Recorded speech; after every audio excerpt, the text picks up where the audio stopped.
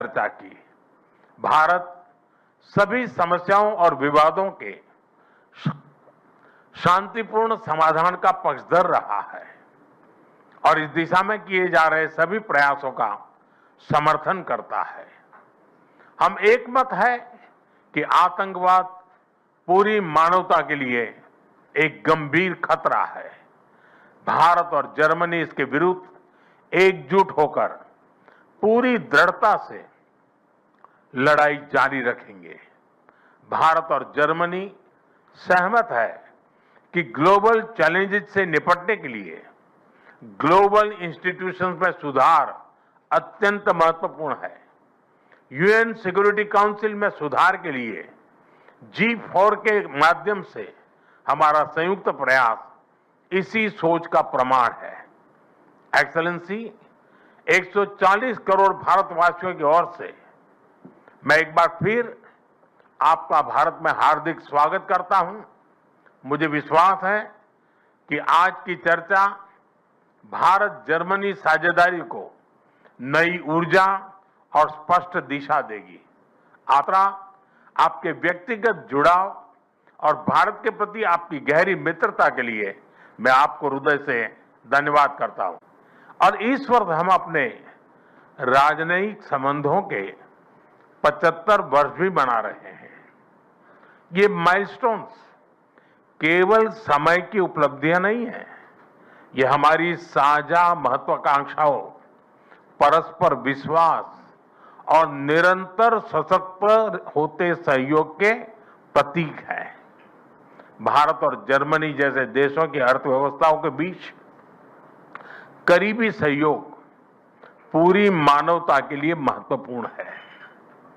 बढ़ते व्यापार और निवेश संबंधों ने हमारे स्ट्रेटेजिक पार्टनरशिप को नई ऊर्जा दी है। हमारा द्विपक्षीय व्यापार अब तक के अपने सर्वोच्च स्तर पर पहुंच चुका है और $50 बिलियन के आंकड़े को पार कर गया है। 2000 से अधिक जर्मन कंपनियां लंबे समय से भारत में मौजूद है। ये भारत के प्रति उनके अटूट विश्वास और यहां मौजूद अनंत संभावनाओं को दर्शाता है। आज सुबह भारत जर्मनी सीईओ फोरम में इसकी जीवंत झलक दिखाई दी।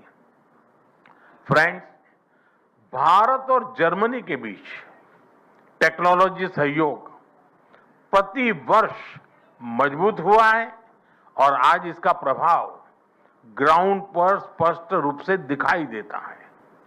रिन्यूएबल एनर्जी के क्षेत्र में भारत और जर्मनी की प्राथमिकताएं समान है। इसमें सहयोग को बढ़ाने के लिए हमने India Germany centre of excellence स्थापित करने का निर्णय लिया है। ये नॉलेज, टेक्नोलॉजी एंड इनोवेशन का साझा मंच बनेगा। हम क्लाइमेट, एनर्जी, अर्बन डेवलपमेंट और अर्बन मोबिलिटी जैसे क्षेत्रों में मिलकर नई परियोजनाओं को आगे बढ़ा रहे हैं। ग्रीन हाइड्रोजन में दोनों देशों की कंपनियों का नया मेगा प्रोजेक्ट भविष्य की ऊर्जा के लिए एक गेम चेंजर साबित होगा। भारत और जर्मनी सिक्योर, ट्रस्टेड और रेजिलिएंट सप्लाई चेन के निर्माण के लिए मिलकर के काम कर रहे हैं। स्वामी विवेकानंद जी ने ही भारत और जर्मनी के बीच दर्शन, ज्ञान और आत्मा का सेतु बनाया था। आज चांसलर मर्ज की यह यात्रा उसी सेतु को नई ऊर्जा, नया विश्वास और नया विस्तार प्रदान कर रही है। चांसलर के रूप में यह उनकी भारत ही नहीं बल्कि एशिया की पहली यात्रा है। यह इस बात का सशक्त प्रमाण है कि वे भारत के साथ संबंधों को कितना गहरा महत्व देते हैं। उनके पर्सनल अटेंशन और कमिटमेंट के लिए मैं उनका बहुत बहुत धन्यवाद करता हूं।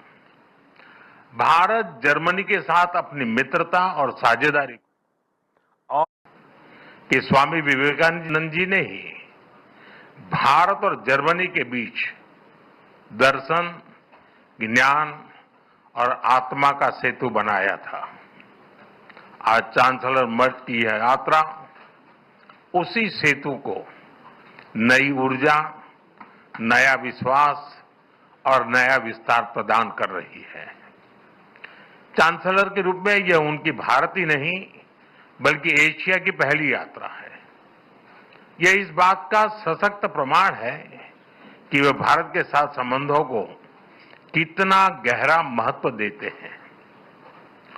उनके पर्सनल अटेंशन और कमिटमेंट के लिए मैं उनका बहुत बहुत धन्यवाद करता हूं। भारत जर्मनी के साथ अपनी मित्रता और साझेदारी और सुदृढ़ करने के लिए पूरी तरह से प्रतिबद्ध है।